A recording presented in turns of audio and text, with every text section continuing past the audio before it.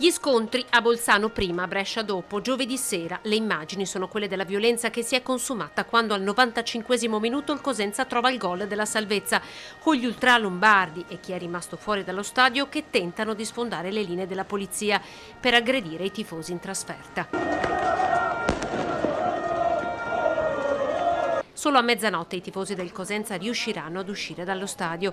Decine le persone identificate, 5 i fermi, 9 i poliziotti che hanno dovuto ricorrere alle cure mediche. 5 di questi fanno parte del reparto mobile di Padova. Stadi sempre più violenti ed una situazione giudicata ormai insostenibile dal sindacato di polizia, che ha chiesto in una nota l'inasprimento del DASPO. Uno strumento utile come quello del DASPO ormai ha i suoi anni e deve essere rivisto. Deve essere assolutamente inasprito, non funziona più, lo abbiamo visto 5 giorni fa sulla partita di calcio a Bolzano dove abbiamo contato 5 feriti, questa volta ne contiamo 9. Il più grave è un agente del reparto mobile di Padova colpito alla testa da una pietra, 40 giorni di prognosi per lui.